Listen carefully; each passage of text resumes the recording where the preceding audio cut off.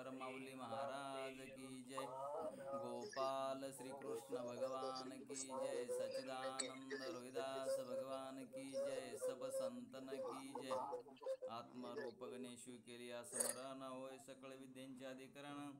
तेची वंदू चरण श्री सद्गुरूचे ते नमस्कारुणे। आता गुरुर् ब्रह्मा गुरुर्विष्णू गुरुर्देव महेश्वरा, श्री गुरु साक्षात परब्रह्मेन तस्मेन श्री गुरुरे नमः। तर कालचं आपलं होतं की आत्म्याच्या अपरोक्ष ज्ञानानेच मोक्ष प्राप्त होतो, या ब्रह्मनामावलीचे प्रमाण सांगतो म्हणले। सद्गुरू म्हणतात की आत्म्याच्या अपरोक्ष ज्ञानानेच मोक्ष प्राप्त होतो। आता मोक्ष मोक्ष मोक्ष मोक्ष असं काही लय डोक्यात ठेवायचं। मोक्षाचा अर्थ लय असा मोठा नाही। मोक्ष हे आपल्याला पूर्वीच असतो, आपण मुक्तच असतो, पण हे आपल्याला कळून घ्यावं लागतं नामचिंतनाच्या द्वारे आणि शास्त्राच्या द्वारे। आपण कसे आत्मस्वरूप आहोत, आपण कसे साक्षी आहोत, आपण द्रष्टा कसे आहोत, आपण सच्चिदानंद स्वरूप कसा आहोत, हे कळण्यासाठी एवढी खटाटोप आहे। आणि आपल्या पाठीमाग हा जे संसार लागला, त्या संसारामुळं आपल्याला सुधरत नाही। आपलं लक्ष कशाकडे, संसाराकडे लक्ष असल्यामुळं आपल्याला इकडं लक्ष आपलं लागत नाही, कारण प्रेम संसारावर जास्त आहे आणि भगवंताच्या नामचिंतनाकडे। पण ज्यावेळेस आपल्याला बघा, कुंती सुद्धा म्हणली होती की देवा मला दुःखच असायला पाहिजे म्हणजे तुझे स्मरण होते जास्त। तसं मैत्रेदादा कुठं आहेत का? तर ज्यावेळेस दुःख होत असतं का त्यावेळेस परमात्मा विसरतच नाही दादा। खरं आहे खोटं आहे? हो, देवाचा विसरच पडत नाही। क्षणोक्षणाला देवाची आठवण येते। खरं आहे का? ज्या वेळेस आपल्याला आपल्यावर संकट येतात, दुःख आपल्याला तयार होतं, त्यावेळेस आपल्याला परमात्म्याचा विसर पडत नाही। हे प्रभू आता तुझ्याशिवाय मला कोणी नाही, या दुःखातून तारणारा, या संकटातून तारून नेणारा असा कोणीच नाही दुसरा, तूच आहेस बाबा, तुझ्याशिवाय मला कोण आहे। अशा प्रकारचे उद्गार आपल्या आतून अंतकरणातून निघतात। आणि त्याचप्रमाणे आपण सुखामध्ये असताना सुद्धा भगवान परमात्माचं नामचिंतन व्हायला हवं। आणि त्याच्यासाठीच आपल्याला हा एवढा जी खटाटोप चाललेला आहे आपण, की आपल्याला मुक्त आहोत, आपण सच्चिदानंद स्वरूपच आपण आहोत। याच्यासाठी स्थूल देह, सूक्ष्म देह, कारण देह, या तिन्ही देहांच्या अवस्था आणि तिन्ही देह, तिन्ही देहांचे तत्व ते आम्हाला कळतात। आणि ते कळतात तर त्या कळण्याच्या नंतर जे स्वरूप उरतं सामान्य स्वरूपाने ते मी आहे। म्हणून गुरु म्हणतात की अपरोक्ष ज्ञानानेच मोक्ष प्राप्त होतो, म्हणजे प्राप्ताचीच प्राप्ती होते। म्हणून म्हणले अहम साक्षीती येव विद्यादिविचैवं पुन्हा पुनः स येव मुक्तसो विद्वनिती वेदांत डिंडिमः। वर सांगितलेल्या रीतीने तीन देह, तीन अवस्था, पंचकोश, भोक्ता आणि भोग्य। वर सांगितलेल्या रीतीने तीन देह, तीन अवस्था, तीन देह आपले झालेत बरं का, ध्यानात ठेवा। स्थूल देह झाला, सूक्ष्म देह झाला, कारण देह झाला, हे तीन देह, तीन अवस्था, जागृती, स्वप्न, सुसुप्ती, पंचकोश, भोक्ता आणि भोग्य इत्यादी सर्वांचे वारंवार विवेचन करून ती देहादिक सर्व दृश्य आहेत आणि आपण त्या सर्वांचा द्रष्टा, साक्षी, आत्मा हो असे जे पुरुष निश्चयाने जाणतो आणि तोच मुक्त असतो।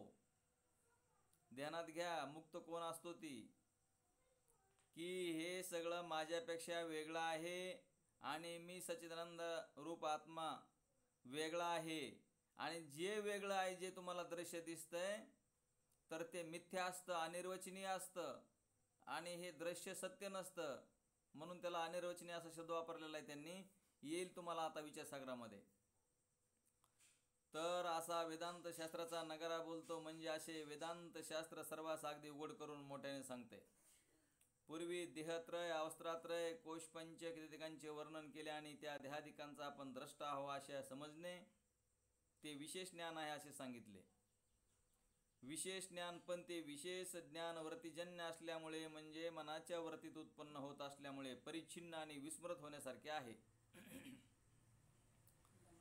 जरी विशेष ज्ञान आपल्याला झालं तरी ते ज्ञान परिच्छिन्न आणि विस्मृत होण्यासारखे आहे. यासाठी त्या विशेष ज्ञानाच्या साधनाचा उपयोग फक्त अज्ञान निवृत्ती करण्याकडे, त्याचप्रमाणे अज्ञानाचे कार्य जो देहाध्यास तोही निवृत्त करण्याकडे करावा. त्यानंतर ते विशेष ज्ञानसुद्धा कल्पित आहे असे समजून वास्तविक परिपूर्ण सामान्य ज्ञानरूप ब्रह्मस्वरूपात त्याचा एकजीव करून टाकणे हेच मोक्षाचे साधन आहे. आपल्या वृत्तीला मी ब्रह्म आहे, मी सच्चिदानंद आत्मा आहे हे ज्यावेळेस कळतं आपल्याला, आणि ते विशेष ज्ञान आहे, आणि विशेष ज्ञानानं अज्ञानाची निवृत्ती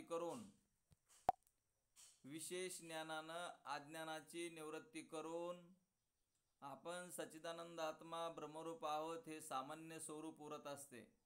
आणि ते सामान्य स्वरूप आपण आहोत यासाठी विशेष ज्ञानरूपच चौथा महाकारंदी आहे अशी कल्पना करून त्याचे गुरु निरूपण करतात. आता आपले 3 देह संपलेले आहेत. चौथा देह आहे महाकारण देह. चौथो महाकारण देह ज्ञानस्वरूप तेनो तुम प्रकाशक शुद्ध स्वरूप देहानाम तत्व कहूम सुजान ते तुम श्रवण करविन कान. तर 3 देहाच्या अपेक्षेने हा चौथा आहे असे म्हणतात.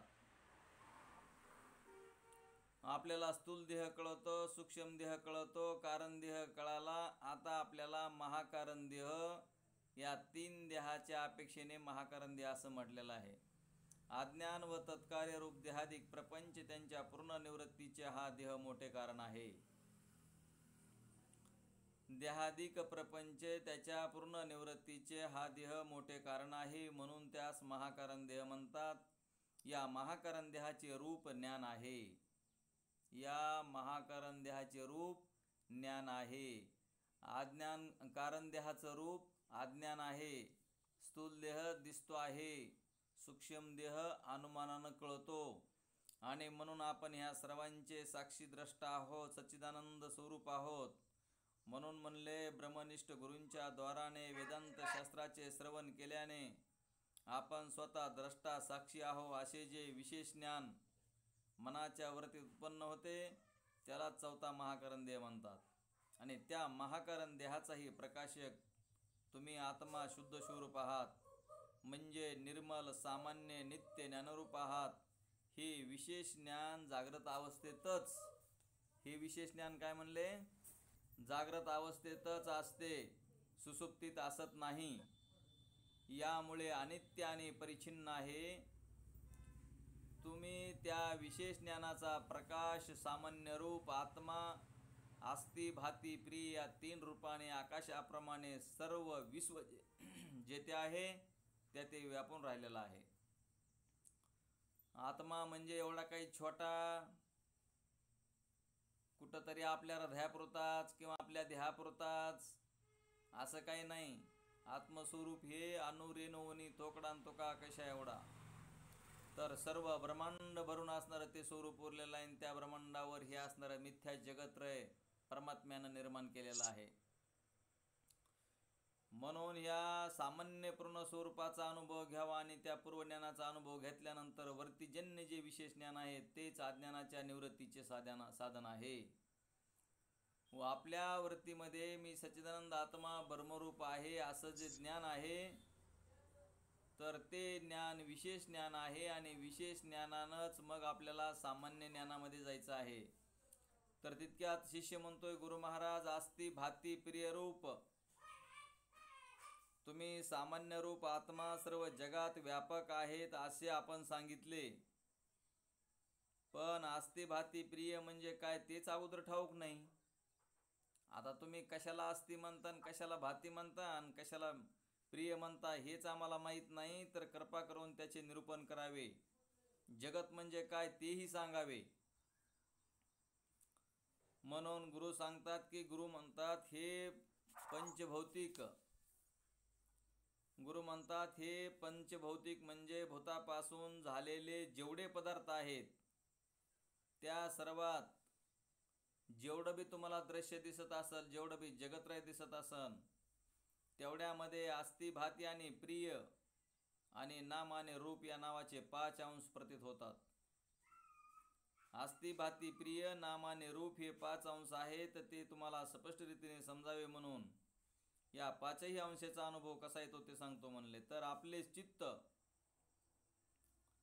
स्थिर करून हा भाग ध्यानात आण म्हणले. घटोस्ती घट आहे असे म्हटल्याने घटामध्ये अस्तित्वाचा सत्तेचा बोध होतो. अयम घटो भाती हा घट भासतो असे म्हटल्याने हा घट आहे असे खास जाणले जाते. घट प्रियोस्ती म्हणजे घट प्रिय आहे असे म्हटल्याने घटाच्या ठिकाणी आपली प्रियता किंवा प्रीती आहे असे समजते. घट हे नाव तर आहेच, पण घट कसा आहे म्हणले. तोंड लहान पोट मोठे असे म्हणणे हे घटाचे रूप आहे. घट म्हणजे गाडगं, ध्यानात ठेवा. गाडग्याचं कसं रूप असतं. तोंड छोटं असतं, पोट मोठं असतं. अशा प्रकारचं गाडगं आपल्याला बनवलेलं असतं. आपण सगळ्यांनी गाडगं पाहिलेलं आहे. त्याला घट असा शब्द वापरलेला आहे. याचप्रमाणे पटात व पृथ्वी जल तेज इत्यादी भूतभौतिक सर्व जगात आस्ती भाती इत्यादी 5 अंश आहेत असे समजून येते. त्यापैकी पहिले 3 अंश जे आस्ती भाती आणि प्रिय ते ब्रह्मरूप आहेत. आस्ती भाती आणि प्रिय हे ते ब्रह्मरूप आहेत आणि बाकी राहिलेलं त्याचं नाम आणि रूप हे 2 अंश कल्पित जगताची स्वरूपे आहेत. नाम आणि रूप त्या घटाचं कल्पित आहे. तसंच या सर्व जगाचे सुद्धा नाम आणि रूप कल्पित आहेत. कारण नाम आणि रूप हे राहत नाही. बघा, कुठल्याही दृश्य पदार्थाचं नाम आणि रूप असणारं हे संपत असतं, हे कल्पित असतं, म्हणजेच मिथ्यारूप आहेत असे समजावे. आस्ती भाती प्रिय हे पहिले 3 अंश घटपटादी सर्व पदार्थात एकाच रूपाने असतात आणि नाम आणि रूप हे घटपटादी सर्व पदार्थात निरनिराळे म्हणजे निरनिराळ्या रूपाने असतात. एका पदार्थाची नामरूपे दुसऱ्या पदार्थात असत नाहीत. जसे घटाधिकाची नामे आणि रूपे पटादी पदार्थात नाहीत आणि पटादी पदार्थाची नामे घटादी पदार्थात नाहीत. त्यामुळे नाम आणि रूपे ही कल्पित आहेत. नाव आणि रूप हे कल्पित असतं म्हणले. पण आस्ती भाती आणि प्रिय हे 3ही अंश सर्व पदार्थात एकाच रीतीने राहतात. असा ब्रह्मांडामध्ये एकही पदार्थ नाही की ज्यात हे 3 अंश नाहीत. या कारणामुळे आस्ती आणि भाती प्रिय या रूपाने ब्रह्माच्या सर्वात्मपणाची विषयी निश्चय अथवा खात्री होते. ज्याप्रमाणे देहाच्या आत आत्म्याचा अनुभव सच्चित आनंद स्वरूपाने येतो, त्याप्रमाणे सर्व ब्रह्मांडात ब्रह्माचा अनुभव आस्ती भाती आणि प्रिय या 3 रूपाने होतो. आपलं स्वरूप सच्चिदानंद आहे. तसंच या ब्रह्मांडामध्ये ब्रह्माचं स्वरूप आस्ती भाती आणि प्रिय या रूपानं आहे. या दृष्टीने पाहिले असता ब्रह्म आणि आत्मा याच्यातला अभेदही अनुभवाने समजून येतो. यासाठी सामान्य ज्ञानरूप तुम्ही आत्मा ब्रह्मस्वरूप आहात आणि त्या ब्रह्मस्वरूप तुमच्या आत्म्या विषयांचे जे अज्ञान, त्याच्या योगाने नाम आणि रूप 2 अंशांनी भरलेले हे जग आहे असे भासते. म्हणून ते कल्पित आहे असे जाणावे. कारण या जगामध्ये इथून पाठीमागं जे होऊन गेलेले नाम आणि रूप, 100 वर्षाच्या अगोदरचे नाम आणि रूप आता आपल्याला पाहायला मिळत नाहीत. आताची नाम आणि रूप हे आणखीन 100 वर्षांनी पाहता येणार नाहीत. म्हणून हे नाम आणि रूप कल्पित आहेत.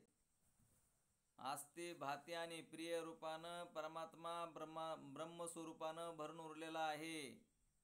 सच्चित आनंद स्वरूप आपल्या आत्मस्वरूपाचं आहे. सतचित आनंद आणि आस्ती भाती प्रिय हे शब्द एकच आहेत. म्हणून आपला आत्मा सच्चिदानंद आत्मा सच्चितानंद आस्ती भाती प्रिय रूपानं सर्व जगभर भरून उरलेला आहे. म्हणून हे कल्पित आहे असे जाणावे. शिष्य म्हणतो, गुरु महाराज, सूर्य जसा अंधकाराचा विरोधी आहे तसे ज्ञान अज्ञानाच्या विरोधी आहे. या न्यायाने सूर्य जसा अंधकाराचा विरोधी आहे तसे ज्ञान अज्ञानाच्या विरोधी आहे. या न्यायाने जर माझे स्वरूप ज्ञानरूप आहे तर माझ्या ज्ञानरूपाविषयी माझ्या ठिकाणी अज्ञान आहे म्हणणे संभवत नाही. शिष्यानं प्रश्न केलाय की मला जर तुम्ही ज्ञानरूप आहे असं म्हणता तर माझ्या समोर अज्ञान कसं राहील? सूर्याच्या समोर अंधार राहत नाही तसं माझ्या समोर अज्ञान नाव कसं राहीन, अज्ञान कसं राहीन? मी ज्ञानरूप आहे म्हणतात. आपण तर सांगता की आत्म्याविषयीच्या अज्ञानानेच नाम आणि रूप कल्पित भासतात. तर मग ह्या परस्पर विरुद्ध गोष्टी कशा संभवतात? मी जर ज्ञानवान आहे तर माझ्या समोर हे सगळं जगत्रय मला कसं दिसतं, असा प्रश्न केलेला आहे. तर मग गुरु म्हणतात, बा शिष्या, ज्ञान दोन प्रकारचे आहे. ज्ञान हे दोन प्रकारचं आहे, एक सामान्य ज्ञान आणि दुसरं विशेष ज्ञान. सामान्य ज्ञान आणि विशेष ज्ञान अशी ज्ञानाची दोन प्रकारे आहेत. तर या सामान्य ज्ञान अज्ञानाच्या विरोधी नसते. इतकेच नाही तर उलट अज्ञानाला प्रकाशात आणते. सामान्य ज्ञान अज्ञानाला प्रकाशित करते.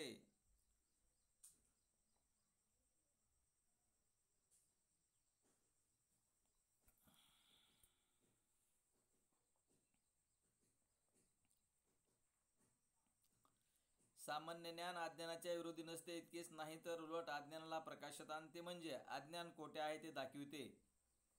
उदाहरणार्थ, सूर्याचा प्रकाश ऊन, लाकूड, गवत, कापूस इत्यादी सर्व पदार्थावर पडतो. सूर्याच्या उन्हामध्ये सामान्य रूपाचा अग्नी असतो, तरी पण तो लाकूड, गवत इत्यादी सर्व पदार्थ जाळीत नाही. सूर्यानं प्रकाश पाडला म्हणून सर्व जगत्रय जाळून टाकलं नाही. सूर्याचा सामान्य प्रकाश हा जगांच्या उपयोगी आहे, पण सूर्याचा विशेष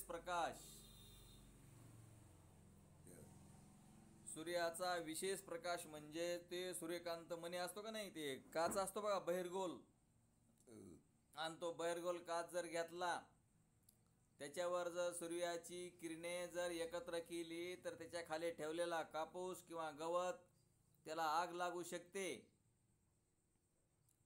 तसं ध्यानात घ्या, सूर्याचे सुद्धा दोन प्रकाश आहेत. एक प्रकाश आहे सामान्य प्रकाश सूर्याचा, आणि त्या सूर्याच्या प्रकाशाने हे जगत्रय चालतं.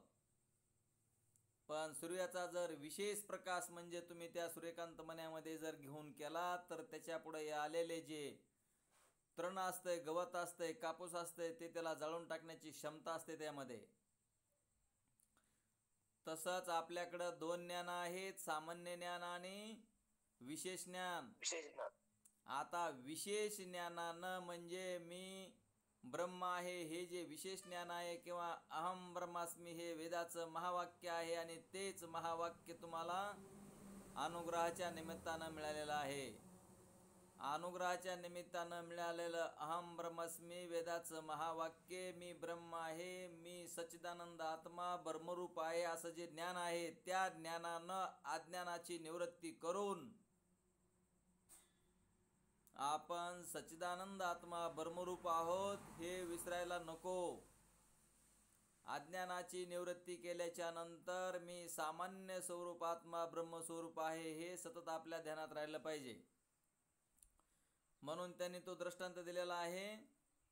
आणि म्हणून सामान्य ज्ञान प्रत्येक मनुष्यामध्ये असते, पण मी अज्ञानी आहे, मला स्वतःला जाणत नाही, मी मनुष्य, करता, भोगता, सुखीदुःखी असे म्हटल्याने जे अज्ञान व्यक्त होते, त्याचे त्या अज्ञानाचे कार्य जो देहाध्यास, त्याचे ते सामान्य ज्ञान विरोधी नसते. या देहाच्या विरुद्धात जर सामान्य ज्ञान असतं तर ही पृथ्वी, याच्यावर दिसलेलं दृश्य हे काहीही प्रगट झालं नसतं. म्हणून सामान्य ज्ञान याला प्रकाशित करतं या अज्ञानाला. पण अज्ञान आहे म्हणजे देह हा अज्ञानापासून बनलेला आहे, कल्पनेपासून बनलेला आहे, आपणच बनवून घेतलेला आहे. म्हणून हा कल्पित असतो, मिथ्या असतो, सत्य नसतो हा देह. हे देह असो किंवा जगत्रय असो का दृश्य असो, हे प्रकाशित आणायचं काम त्या परमात्म्यानं केलं. आणि सद्गुरूच्या द्वारे, शास्त्राच्या द्वारे तुम्हाला अहम ब्रह्मास्मी वेदाचं महावाक्य अनुग्रह मिळून नामचिंतन मिळालं. त्याच्या योगानं तुम्ही तुमची वृत्ती अहम ब्रह्मास्मी वृत्ती करून त्या ज्ञानानं म्हणजे विशेष ज्ञानानं ह्या अज्ञानाची निवृत्ती करायची. अज्ञानाची निवृत्ती अशा पद्धतीने होते या पंचीकरणामध्ये. काय करावं महाराज, आम्हाला हे जरा कळत नाही, आमच्या हे डोक्यात बसत नाही, असं जरी आपण म्हटलो तरी आपण नामचिंतन करत नाहीत किंवा आपण शास्त्र पाहत नाहीत म्हणून हे आपल्याला कळत नाही. कुठलीही गोष्ट एका टायमाचा जर स्वयंपाक करून आपल्याला पोट भरायचं असेल तर त्याच्यासाठी सुद्धा खटपट आहे. एवढा मोठा ब्रह्मांड नायक भगवान परमात्मा तेच तुमचं स्वरूप असताना त्याला जाणून घेण्यासाठी काहीतरी वेळ द्यावा लागेल की नाही? त्या परमात्म्याचं चिंतन करावं लागेल की नाही? त्या परमात्म्याचा अनुग्रहाचं चिंतन करून शास्त्राच्या द्वारे श्रवण मनन निध्यासन करून आपण आपलं विशेष ज्ञान प्रगट करून विशेष ज्ञानानं अज्ञान घालवून आपण सच्चिदानंद रूप आत्मा आहोत हे विसरायला नको. म्हणून असणारी ही सगळी खटाटोप आहे ते सामान्य ज्ञान विरोधी नसते, म्हणजे ते सामान्य ज्ञान अज्ञान व त्यांचे कार्य यास नष्ट करीत नाही. उलट ते सामान्य ज्ञान अज्ञान व त्यांचे कार्य त्या स्पष्टपणे दाखवून देते. जर ते सामान्य ज्ञान अज्ञानाच्या विरोधी असते तर अज्ञान व त्यांचे कार्य त्याची परिचिती अनुभव कदापि आली नसती. आपण कुठलीही कल्पना करतो की आपल्याला ज्ञान झालं की हे जगतच नाही दिसलं पाहिजे, आपल्याला ज्ञान झालं की हे जगत गायब व्हायला पाहिजे. असेच पुढं सुद्धा एक प्रश्न आहे त्याने विचारलेला येईल पुढं, पण तशी प्रतीती येते ही गोष्ट अगदी निर्विवाद आहे. ते म्हणतो मला ज्ञान झालं की हे जगत दिसलं नाही पाहिजे, अज्ञानच माझ्यासमोर प्रगट नाही झालं पाहिजे. आता अज्ञान जर प्रगट नाही झालं तर मग राहिलेला हा प्रारब्धानं जो देह आहे तो सुद्धा संपून जाईल. ज्याला ज्ञान झालं त्याचा देह जर लागलीच जळून गेला असता आणि संपला असता तर कोणी ज्ञान सांगितलं असतं?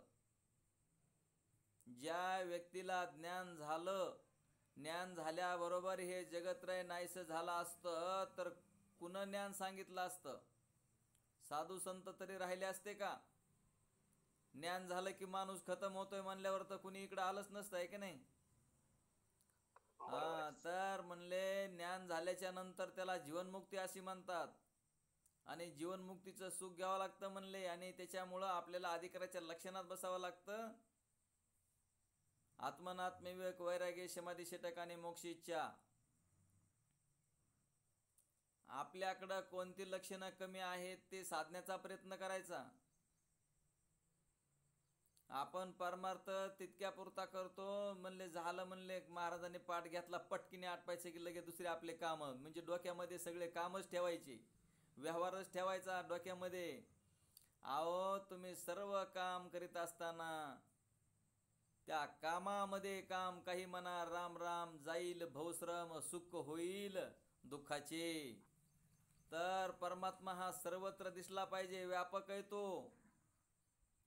तो तुमच्या ऑफिसमध्ये आहे, ऑफिसच्या बाहेर आहे, शेतामध्ये आहे, घरात आहे, दारात आहे, सर्वत्र व्यापक आहे. तुमच्या कर्मामध्ये तोच आहे, आणि त्यानं जर नाही सहकार्य केलं तर कर्म कुठल्याही प्रकारचं कर्म घडणार नाही. म्हणून तो परमात्मा आपल्याला सहकार्य करत आहे, पण त्या परमात्म्याकडे लक्ष न ठेवता आपलं चित्त आपण विषयामध्ये घालतो, म्हणजे व्यवहारामध्ये घालतो. आता व्यवहार करायचा नाही का महाराज, तुम्ही म्हणता उद्यापासून मग आता पाठाला यावा का नाही? कारण तुम्ही म्हणता की बाबा देवाकडेच लक्ष ठेवा. देवाकडे लक्ष ठेवा म्हणण्याचा अर्थ असा आहे की देवामुळं ही सर्व कर्मे होतात, अशी भावना आपल्यामध्ये असली पाहिजे. या परमात्म स्वरूपाच्या सत्यानं सर्व कार्य होतात हे आपल्या ध्यानात असलं पाहिजे. कारण माझ्या सत्तेने म्हणजे परमात्म स्वरूपाच्या सत्यानं ही सर्व कार्य घडत आहेत. म्हणून पाप करा किंवा पुण्य करा ते तुम्हालाच कळतं. आपण काय म्हणतो, मी पाप केलेलं कोणाला कळन, कोण पाहीन, मी गपचिप पाप करतोय, अंधारात पाप करतोय. माय बापो ध्यानात ठेवा, त्या कामाचे पापाचे किंवा पुण्याचे जे बी कर्म करत असतात त्या कर्माचे साक्षी तुम्हीच आहात. तुम्ही जे जे कर्म केलंय ते तुम्हाला माहिती की नाही? पापाचं झालं असेल, पुण्याचं झालं असेल, पण आपणच आपले साक्षी आहोत त्या कर्माचा. आणि कर्म जर एकदा बनलं आणि ते कर्म मी केलं आणि माझ्यामुळं जर असं झालं, तर ते कर्म भोगल्याशिवाय संपत नाही. म्हणून तर अति उच्च कोटीचं हे ज्ञान आहे.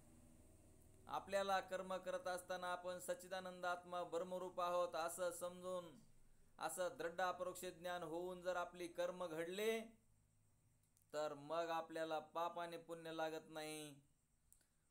मग आपल्याला ध्यानात येतं की आपण निषेधाचे कर्म करायचेच नाही, तर आपणच साक्षी आहोत निषेध कर्माचे.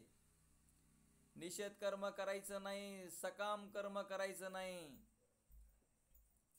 आणि झालेलं नित्य नैमित्तिक कर्म परमात्मा स्वरूपाच्या चरणी अर्पण करून आपण पाप पुण्याच्या अतीत व्हायचं. आपल्याला काय प्रमाण आहे पाप पुण्याच्या अतीत होण्याचं? तुका म्हणे आम्ही झालो अग्निरूप, लागो नेदी अंगा पाप पुण्य.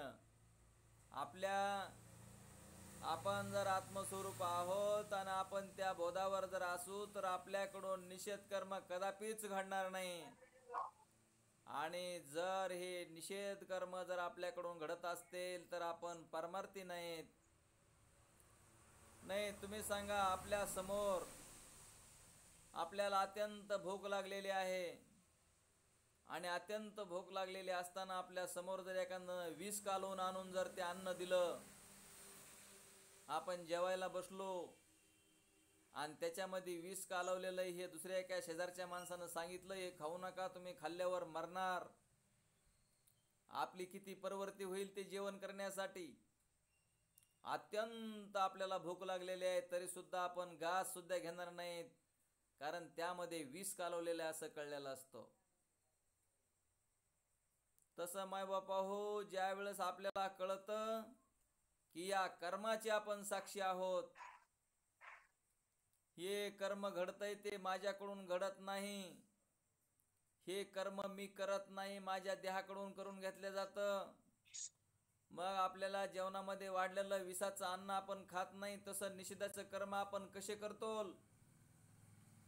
जो धार्मिक असेल, जो परमार्थिक असेल, जो नामचिंतन करणारा असेल, जे देवाचा भक्त असेल, तो निषेधाचे कर्म कदापि करणार नाही, सकाम कर्म सुद्धा करणार नाही. हे प्रभू, तुझ्याशिवाय या जगतामध्ये दुसरं काही सिद्ध होत नाही, तर तो एक परमात्मा सिद्ध होतो. म्हणून आपण निषेधाचे कर्म न करता, सकाम कर्म न करता, झालेल्या कर्माचं फळ भगवंताला अर्पण करून जी आपल्याकडून कर्म होतील ती प्रभूची सेवा समजून, जगामध्ये जर एकच परमात्मा आहे तर दुसरं कोणही या जगामध्ये. अहो, तुमचं फक्त निमित्त केलेलं आहे, तुम्ही फक्त मला दिसतायत, पण त्या पाठीमागं चैतन्यमय बापा हो. तुमच्या आडून ते पाठीमागून चैतन्य आहे. जसं दशरथ महाराज जॉईन झाले नाहीत, पण ते माझ्या पाठी पलीकडून, मोबाईलच्या पलीकडून ते ऐकतात. तसं तुमच्या आडून, तुमच्या पाठीमागे, तुमच्या आतून ज्यानं प्रकाशित केलंय ते मीच आहे महाराज. तुमच्या पाठीमागन, तुमच्या आतून, माझ्यातून आणि तुमच्यातून सर्व एक चैतन्य, सामान्य चैतन्य. आणि त्या सामान्य चैतन्यानं तुम्हाला आम्हाला प्रकाशित केलंय. तुम्ही जरी दिसत असलात मला, तरी तुमच्या पाठीमागं, तुमच्या मधून ते चैतन्यच आहे. या चैतन्यावर हा भासमान देह निर्माण झालेले आहेत. हे भासमान दृश्य आहे. आणि तुमच्यामध्ये आणि माझ्यामध्ये मीच भरून उरलो.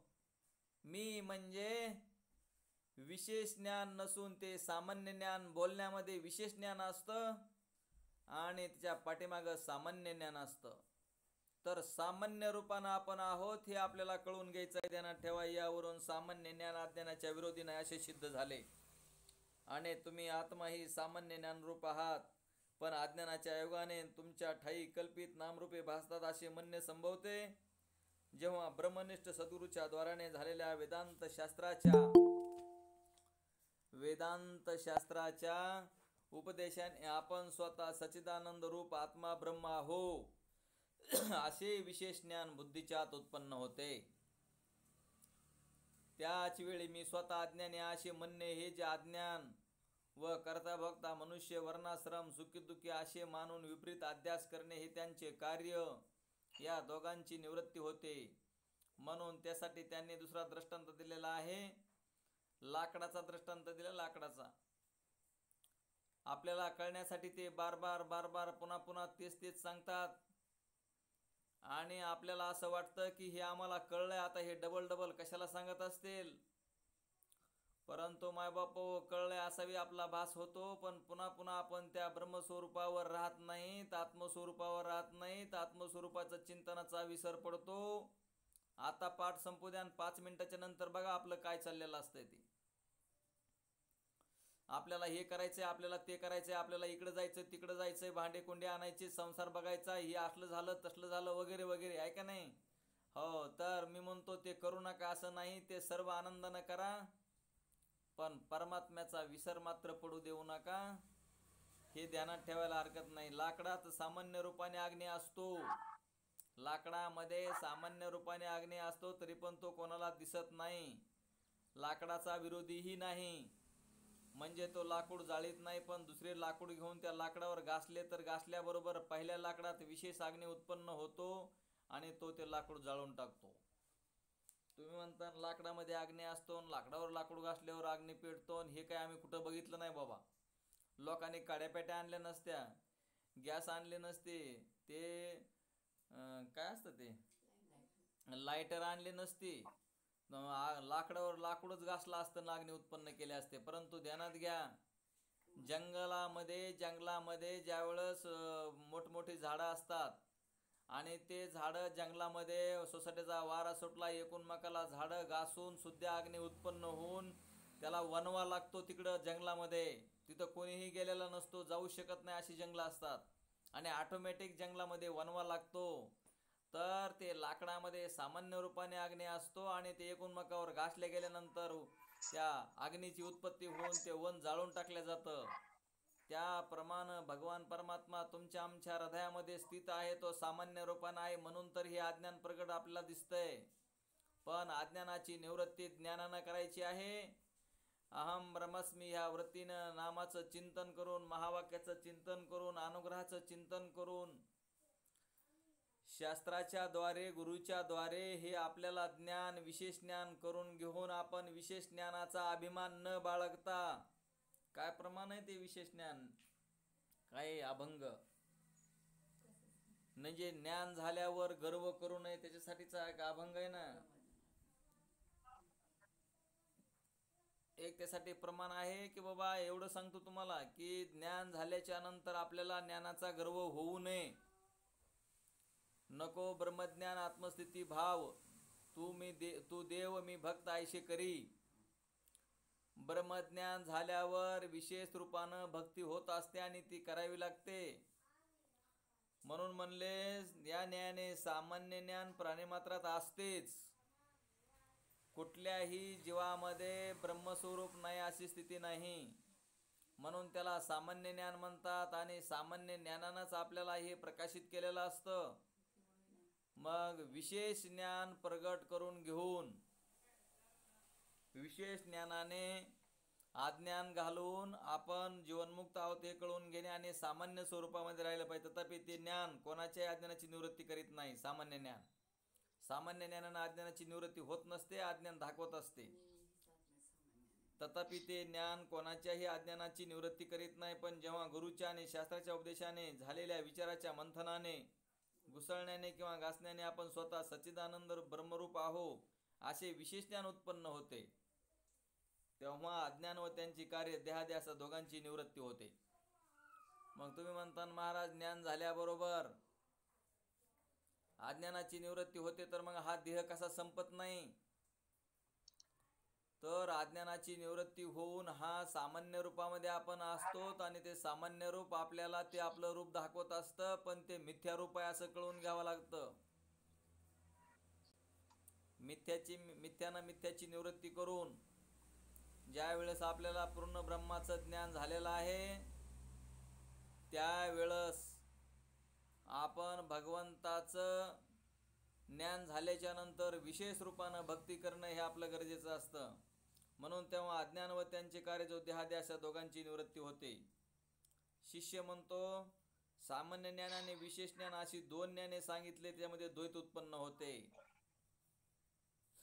शिष्यानं प्रश्न केला किंवा तुम्ही दोन प्रकारचं ज्ञान सांगायला, एक आता तर अगोदर म्हणतात की एकच ब्रह्म, एकच आत्मा, एकच देव आहे, आणि तुम्ही तर आता दोन प्रकारचे ज्ञान सांगायलात.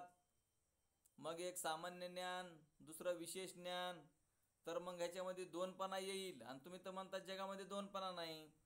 सिद्धांतात तर अद्वितीय ज्ञान एकच आत्मा आहे असे सांगितलेले आहे. तर दोन परस्पर विरोधी गोष्टींची एक वाक्यता होईल अशा रीतीने मला माझे समाधान करावे. गुरु म्हणतात अद्वितीय सामान्य रूप आत्मा एकच आहे, सत्य आहे.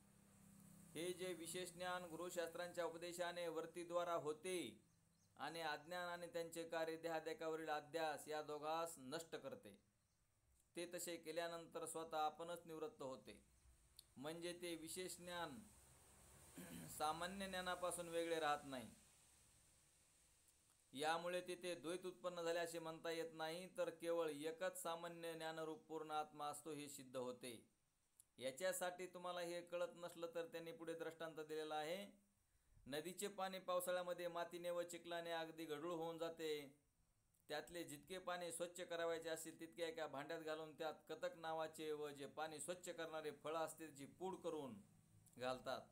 ते कतक फलाचे रेणू पाण्यातील मळास बुडाशी बसवतात व आपणही त्याच्याबरोबर बुडाशी जाऊन बसतात. अशा रीतीने ते त्या भांड्यातले पाणी स्वच्छ करतात. याच न्यायाने गुरुशास्त्राच्या उपदेशाने उत्पन्न झालेले विशेष ज्ञान अज्ञानाचा नाश करून स्वतः आपण निवृत्त होते. म्हणजे त्यावेळी एक सामान्य ज्ञानरूप आत्माच काय तो अवशिष्ट राहतो. लाकडातल्या अग्नीची गोष्ट तशीच आहे. म्हणजे अशी दोन लाकडे एकामेकावर घासल्याने त्या लाकडात विशेष अग्नी उत्पन्न होतो. तो अग्नी स्वयंपाक आदी करून कार्य सिद्ध केल्यानंतर त्याच लाकडाचे जाळून भस्म करून टाकल्यानंतर आपण स्वतः सामान्य अग्नीत लय पावतो. त्याचप्रमाणे विशेष ज्ञान अज्ञानाची निवृत्ती करण्याचे कार्य करून सामान्य ज्ञानामध्ये लय पावते. या विवेचनावरून ज्ञानात द्वैत उत्पन्न होत नाही सिद्ध होते. येव्हाच विशेष ज्ञानरूप जो चौथा महाकारण देह त्याचा प्रकाशक तुम्ही आत्मा शुद्ध स्वरूप आहात. म्हणजे तुम्ही विशेष ज्ञानानं हे कळून घेऊन, जसं आपण काडेपेटीतील अग्नी सामान्य असतो, आपली काडेपेटी आहे डब्बी, काडेपेटीमध्ये सामान्य अग्नी असतो. त्याच अग्नी तुम्ही स्वयंपाक करताना काडी वडून विशेष अग्नी करता, आणि विशेष अग्नी केल्याच्या नंतर स्वयंपाक तयार होतो, पुन्हा आणखी तो सामान्यामध्ये जातो. त्याचप्रमाणे आपण सध्या आपल्याला अगोदर मला कळत नाही, मी कोण आहे ती कळत नाही, देव काय आहे ती भानगड कळत नाही, मी अज्ञानी आहे, मी कोण आहे ती मला जाणता येत नाही, देव कोण आहे ते मला कळत नाही वगैरे असं वाटतं. पण गुरुनं दिलेलं महावाक्य नामचिंतन करून घेऊन आपल्याला विशेष ज्ञान प्राप्त होतं, आणि ते विशेष ज्ञानानं आपलं अज्ञान घालवून, आपल्याला आपलं स्वरूप सच्चिदानंद स्वरूप आपण आहोत हे ध्यानात घेतलं पाहिजे. असे सिद्ध झाले. आता त्या महाकारण देहाची तत्वे कोणती आहेत ते सांगतो. हे प्रकरण तुम्ही बिनकानाने म्हणजे काना वाचून श्रवण करा असं म्हटलं त्यांनी. आता शिष्य म्हणतो कान नसल्यावर कसं ऐकायचं? बिनकानाने श्रवण करा असं म्हणतात. शिष्य म्हणतो काना वाचून कसे श्रवण करता येईल? श्रवण करणे म्हणजे कसं ऐकता येईल काना वाचून? मग गुरु म्हणतात एखादी गोष्ट चांगली समजली नाही, मग ती कानाने ऐकली काय आणि न ऐकली काय? आता तुम्ही सांगा, आता तुम्ही इथं ऐकायला बसलात, आमचे विक्रमदादा हॉस्पिटलला ड्युटीलाच गेले. इथं असताना ते साळेगावला गेले. पाठ चालू असताना मन त्यांचं साळेगावात गेलं. आमचे साहेब सांगलीला गेले. हो, आमचे कुंभार साहेब सांगलीला गेले कामानिमित्त, आणि देहाना इथं बसले. आमचे ज्ञानेश्वर दादा शेतामध्ये गेले. मग असं जर आपण इथं बसून जर आपल्या मनामध्ये जर दुसरे विचार येत असतील, आपण कुठंतरी दुसरीकडे गेलेलो असो, मग इथं पाठाला बसलं काय आणि न बसलं काय सारखंच आहे. म्हणून ते म्हणतात बिन काना वाचून, म्हणजे काना वाचून म्हणजे कानं कुठंतरी ठेवून, म्हणजे आपण दुसरीकडे कुठंतरी जाऊन आपण इथं बसल्याप्रमाणे करू नका. म्हणजे शिष्याला म्हणतात काना वाचून श्रवण कसं करता येईल. शिष्य म्हणतो तर आपल्याला आपलं चित्त एक रूप झालं पाहिजे आणि एक रूप चित्त होऊन आपण ऐकलं पाहिजे. यासाठी म्हणतात एखादी गोष्ट चांगली समजली नाही मग ती बघा, आता आपला पाठ झाला, मग हे पाठ समजला जर नाही तर ऐकून तरी काय उपयोग आहे. म्हणून ते म्हणतात की बाबा एकाग्र चित्तानं श्रवण केलं पाहिजे. मग ती कानाने ऐकली काय आणि न ऐकली काय सारखीच. महाकारण देहाची तुरीय अवस्था आदी करून 8 तत्वे सांगितलेले आहेत. त्यांची नावे मात्र कानाने ऐकण्यासारखी आहेत, पण त्या तुरीय इत्यादी नावाचे अर्थ अनुभवपूर्वक एकाग्र चित्ताने ध्यानात धरल्याशिवाय समजण्यासारखे नाहीत. म्हणून अनुभवासहित विचारपूर्वक एकाग्र चित्ताने जे ऐकणे त्याचे नाव काना वाचून ऐकणे असे समज. म्हणून अनुभवासहित विचारपूर्वक एकाग्र चित्ताने जे ऐकणे त्याचे नाव काना वाचून ऐकणे असं समज. आमचे दशरथ महाराज 2-3 वेळेस जाऊन आले गायवाड्यामध्ये. आमचे दशरथ महाराज इथं पडल्या पडल्या ऐकत आहेत, पण तिकडं आता हे आलेत का नाही, गायीची सेवा झाली का नाही, हे असं जर झालं तर मग पाठाला थांबून तरी काय. तसं त्याप्रमाणे आपण इथे बसून आपण हे काय चाललेलं आहे हे चांगलं डोक्यात ठेवणं अत्यंत गरजेचं आहे. काना वाचून ऐकून असे सांगण्यात कान दुसरीकडे ठेवून ये आणि ऐक असे सांगण्याचा हेतू नाही. म्हणून विषयाच्या उपायमध्ये महाकारण देहाच्या 8 तत्वांचे वर्णन सद्गुरू करतात. आता हे आपल्याला महाकारण देह झाला आणि महाकारण देहाचे 8 तत्व सांगतात. त्यापैकी तुरीय अवस्था, मूर्धनी स्थान, परावाचा, आनंदावा भास, भोग, जाण, इच्छा, शक्ती, शुद्ध सत्वगुण मान, अर्धमात्रा प्रत्येगात्मा अभिमान. आता पुढं लगेच शिष्यांना प्रश्न पडतो की म्हणले काय तुम्ही तुरीय अवस्था म्हणजे 4थी अवस्था असे म्हणतात आणि तुम्ही तिचा प्रकाशक तुर्यातीत आहात. तर शिष्यानं लगेच प्रश्न केलाय की तुरीय अशी शुद्ध आत्म्याचे नाव आहे आणि आपण तर मला तुर्यातीत म्हणता. आता शुद्ध आत्म्याचं नाव तर तुम्ही तुर्यातीत आहे म्हणतात, तुरीय म्हणतात, तुरीय अवस्था आहे म्हणतात आणि पुन्हा सांगताना म्हणतात की तुम्ही तुर्यातीत आहात. तर मग शुद्ध आत्म्याहून निराळा असा मी कोण आहे बरे. शुद्ध आत्म्याहून असा मी निराळा कोण आहे. गुरु म्हणतात तुर्या जो शुद्ध आत्मा आहे त्यालाच मी तुर्यातीत म्हटलेले आहे. कारण असे की जागृत, स्वप्न व सुसुप्ती या तीनही अवस्था, जागृती, स्वप्न, सुसुप्ती या तिन्ही अवस्थेला आपण जाणतो. या तीनही अवस्थाहून वेगळा आहे व या 3 अवस्थांचा अपेक्षेने तो तुरीय म्हणजे 4था आहे असे सांगण्यात येते. आता त्याला 3 जागृती, स्वप्न, सुसुप्ती या तिन्हीच्याही पेक्षा पुढचा आहे म्हणून त्याला तुर्या म्हटलेला आहे. आणि तुर्या रूप म्हणजे आत्मस्वरूपच आहे. म्हणून त्यांना ह्या तिन्हीच्या अपेक्षेने काय नाव ठेवा म्हणून त्याला तुर्या नाव ठेवलेलं आहे. तुर्या वगैरे काय त्याचं नाव नाही. आत्मस्वरूपाला तुर्या वगैरे नाव नाही, परंतु जागृती, स्वप्न, सुसुप्ती याच्याही पुढं मग काय आहे तर तुर्या या तिन्हीच्या अपेक्षेने हे नाव ठेवलेलं आहे. आणि तुर्या रूप आहे म्हणजे आपण पुन्हा म्हणतात की तुर्यातीत, म्हणजे त्याला तुर्यासुद्धा हे नाव लागत नाही म्हणून त्याने तुर्यातीत म्हटलेलं आहे. तो तुरीय म्हणजे 4था आहे असे म्हणण्यात येते. म्हणजे या 3 अवस्थांचा नाश झाला तर त्याला तुरीय असे म्हणता येणार नाही. यासाठी तुर्यातीत आहे म्हणजे तुरीय या नावाविरहित आहे असे म्हटलेले आहे. त्यामुळे तुरीय रूप जो आत्मा तो तुर्यातीत आहे आणि 3 अवस्थांच्या अपेक्षेने आत्म्याला तुरी हे नाव दिलेले आहे. त्रोटक ग्रंथात वेदांताचा एक ग्रंथ आहे आणि त्यातमध्ये असेच सांगितलेले आहे. तर जाग्रत, स्वप्न, सुसुप्ती ह्या ज्या 3 अवस्था त्या मूळबुद्धी मनुष्याने आत्म्याच्या ठिकाणी कल्पिलेल्या आहेत. म्हणजे ह्या 3 अवस्था आत्म्याच्या आहेत असे मानले आहे.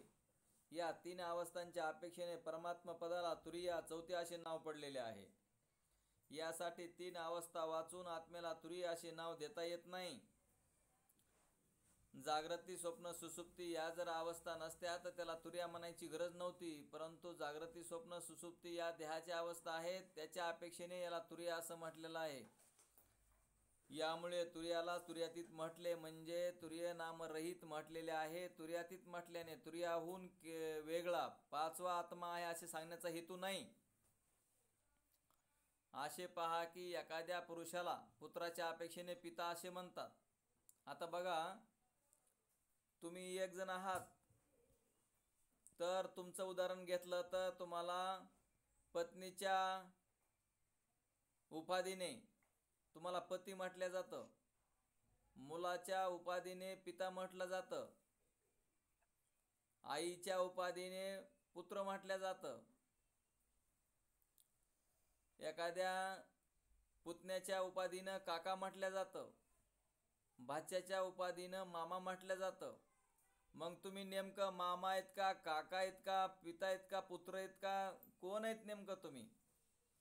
हे त्या पुरुषाच्या सापेक्ष जर सर्व जरी नसले तरी तुम्ही पुरुष, आता समजा भाचाच नाही, पुतण्याच नाही, पत्नीच नाही, आता पत्नी नसेल तर पती नाही, आईनं म्हणजे जर नातं नसेल आपलं कोणतंच, तर आपल्याला कोणी नातं लावेल का? तर तसं आत्मस्वरूपाला ह्या तीन अवस्थेच्या दृष्टीनं त्याला तुर्य असं शब्द म्हटलेला आहे. पण जरी हे नाते बाकीचे नसले तरी तो पुरुष म्हणून तर आहेच. त्याप्रमाणे पण पुत्राच्या अभावी, म्हणजे पुत्र मेल्यानंतर त्याला पिता हे नाव जरी देता येणार नाही तरी पुरुष म्हणून तो आहेच. याच न्यायाने आत्मा तुर्यातीत आहे, या तुर्यावस्थेचे मूर्धनिस्थान आहे. तुरीय आत्मा नखशिकांत म्हणजे सर्व शरीरात व्याप्ती करून राहिलेला असल्यामुळे तो एका मूर्धनिस्थानातच आहे असे म्हणता येत नाही. तर मूर्धनिस्थान म्हणजे एखादं विशिष्ट स्थान, की ह्याच ठिकाणी असं नाही, ह्याच ठिकाणी आत्मा राहतो असं नाही. एखादं ठिकाण, मूर्धनिस्थान म्हणजे एखादं नेमकं मोजकं ठिकाण, तर त्याच ठिकाणी आत्मा राहतो असं नाही. आत्मा सर्वत्र आपल्या शरीरभर व्यापक असतो. म्हणून तुर्यावस्था मूर्धनिस्थान असे जे म्हटले आहे त्याचे कारण इतकेच की मूर्धनिस्थान सर्व स्थानात श्रेष्ठ आहे व सर्वोत्तम अशा तुर्य आत्म्यालाही स्थान उत्तमच दिले पाहिजे. हेच केवळ ध्यानात आणून त्या अवस्थेचे मूर्धनिस्थान असे सांगितलेले आहे. त्या महाकारण देहाची परा शब्दोच्चाराची पहिली अवस्था या नावांची वाचा आहे.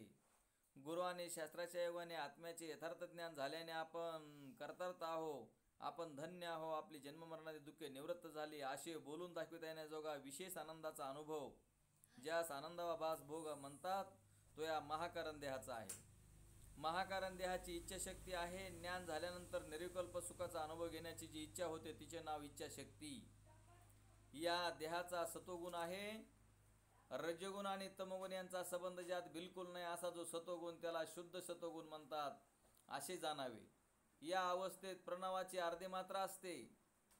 आपण द्रष्टा आहो असा जो अभिमान त्याला प्रत्येगात्माभिमान म्हणतात आणि प्रत्येगात्माभिमान या देहात असतो. याप्रमाणे तुर्य अवस्थातील जी महाकारण देहाची 8 तत्वे सांगितली त्या विशेष ज्ञानस्वरूप सर्व तत्वांचा प्रकाशक तुम्ही सामान्य पूर्ण ज्ञानस्वरूप आत्मा आहात. तर हे ध्यानात घ्या की आपला आजचा महाकरण देह शुद्ध झालेला आहे. आपले 3 देह स्थूल, सूक्ष्म, कारण आणि महाकारण ह्या सर्वांचे प्रकाशक शुद्ध सामान्य पूर्ण सच्चिदानंद स्वरूप अस्थिभाती प्रिय रूपानं आपण व्यापक आहोत. तर या स्थूल, सूक्ष्म, कारण, महाकारण या 4 देहांची वर सांगितलेली सर्व तत्वे मिळून 82 तत्वे झाली. 82 स्थूल देहाचे 33, सूक्ष्म देहाचे 33, कारण देहाचे 8, महाकारण देहाचे 8. या सर्व तत्वा जाणणारे तुम्ही प्रत्येकात्मा स्वयंप्रकाश आहात, यात बिलकुल संशय नाही. 33 म्हणजे 36 आणि 8 आणि 8 16. 33 आणि 33 66. 33 आणि 33 66 आणि 8 आणि 8 16. 66 आणि 16 82. असे आपण हे एवढे 82 तत्व आपल्या शरीरामध्ये आहेत आणि या 82 तत्वामुळे हा देह चालतो आहे. आणि हे सर्व ईश्वरानं निर्माण केलेला आहे. ईश्वरानं निर्माण केलेला हा देह त्या भगवंताला ओळखण्यासाठी दिला आणि आपण इंद्रिय रूपी मेंढ्यांच्या नादाला लागून आपण आपलं अज्ञान दृढ करून जन्ममरण आपल्या पाठीमागं लावून घेतलं. मायबापा एवढं समजून घ्यायचंय की ही 82 तत्व मी नाही. या 82 तत्वाचा प्रकाशक शुद्ध सच्चिदानंद आस्तिभाती प्रिय रूपानं मी भरून उरलेलो आहे. यासाठी भाषेशी असा विचार करून आपण उपाधिरहित शुद्ध ब्रह्मावासात जेव्हा दृढ निश्चय होतो तेव्हा त्याला साक्षात्कार असे म्हणतात. बघा, साक्षात्कार म्हणजे काय आहे ते? साक्षात्कार म्हणजे तांबडं दिसलं, पिवळं दिसलं, मला चमकलं, मला काहीतरी दिसलं वगैरे, हे सगळ्या गोष्टी काढून टाका मनातल्या. मैत्री दादा, माझ्या स्वप्नामध्ये देव आला, मला हे भेटला, मला ते भेटला वगैरे वगैरे जे आहे की नाहीये, हे सगळं अनिर्वचनीय आहे, मिथ्य आहे. तुम्ही शुद्ध स्वरूप आहात. हे स्वप्नामध्ये काय आलं, स्वप्नामध्ये काय गेलं, स्वप्नातलं जे आहे तेच हे जागृतीमध्ये स्वप्न आहे. ह्या जागृतीमध्ये जरी एखादा देव मायासारखा भेटला तरी हे मिथ्या देह आहे, ध्यानात ठेवा. गुरुचं शरीर सुद्धा मिथ्य आहे. गुरुचा देह 82 तत्वाचा, तुमचा बी 82 तत्वाचा आहे. आणि 82 तत्वाचा हा देह असल्या कारणानं हा मिथ्या देह आहे. गुरुचा देह असला तरी मिथ्या आहे. स्वप्नामध्ये गुरु येऊन आपलं काय करणार आहे? तुम्हीच गुरुचं स्वरूप आहात, हे ध्यानात ठेवा. आत्मस्वरूप तुम्ही आहात. तुम्हाला हे आत्मस्वरूप, सामान्य स्वरूप एकदा तुम्ही आहात हे कळाल्यावर मग ह्या बाकीच्या देहाचा, बाकीचे स्वप्नातले आलेले देव आपलं काय करतील आणि काय करायचं आपल्याला या देहाशी? हे सगळं ईश्वराची निर्मिती आहे. हे सर्व काल्पनिक आहे. हे सगळं काढून टाका मनातलं सगळं. आणि जग चलता ऐसा भी चल, कभी न हो चल बिचल या नियमाप्रमाणे जोपर्यंत देह आहे तोपर्यंत आपल्याला नियमानं चलून, नियमानं वागून, आपल्याला आत्मस्वरूपाचं ज्ञान समजून घेऊन आणि आपण सच्चिदानंद आत्मा या 4 अवस्थेच्या पलीकडचे म्हणजे तुर्यातीत सच्चिदानंद स्वरूप, ब्रह्मस्वरूप, आणि ते आपण आहोत असं कळणं, यालाच साक्षात्कार असं म्हणतात. यालाच अपरोक्ष ज्ञान असं म्हणतात. आणि हे ज्ञानाचे 2 प्रकार आहेत पुढं, परोक्ष ज्ञान आणि अपरोक्ष ज्ञान. त्यापैकी अपरोक्ष ज्ञानाला साक्षात्कार म्हणतात. ज्ञानाचे सुद्धा 2 प्रकार आहेत, परोक्ष आणि अपरोक्ष. आणि त्या अपरोक्ष ज्ञानाला साक्षात्कार असं म्हणतात. आपण हे ज्ञानाचे प्रकार उद्याच्याला घेऊ. तर आपले हे घ्या ना ते.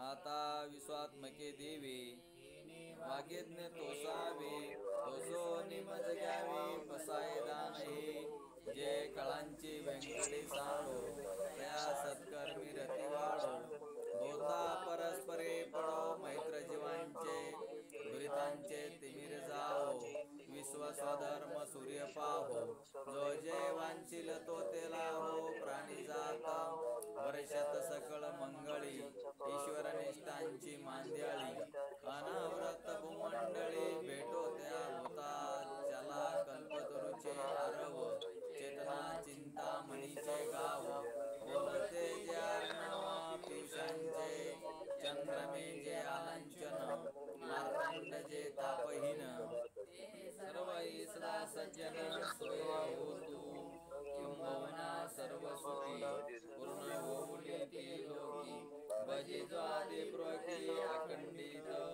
आदि ग्रंथो जीवे, विशेष लोकी द्रष्टा द्रष्ट ये होवायजी, येत मने श्री विश्वेश्वरावो, हा होईल दान बसावो, येणे वरे ज्ञान देवो सुखी आवन, येणे वरे ज्ञान देवो सुखी आवन.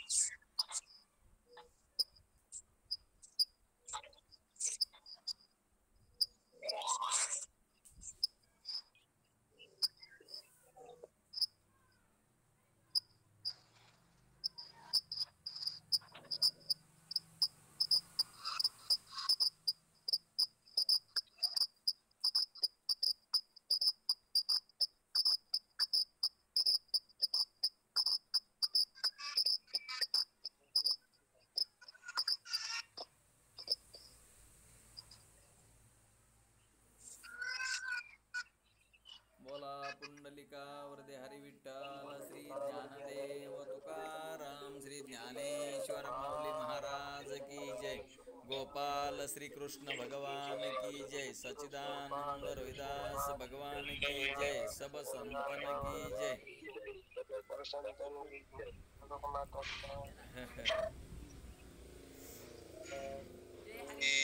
आता जय हरी सगळ्यांना, जय हरी.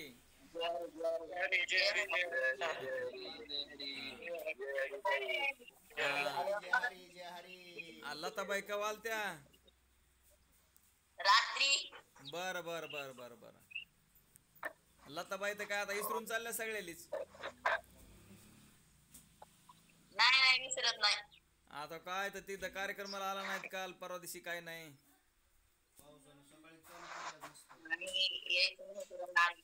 बर बर बर बर. मग सगळ्यांनी चिंतन वगैरे करा आणि ते पंचीकरण झालेलं लिहून घ्या सगळं. हो हो सगळ्यांनी लिहा, म्हणजे मग ते ध्यानात येत असतंय ते. हो ठेवू का मग. जय हरी जय हरी जय हरी जय हरी जय हरी जय हरी.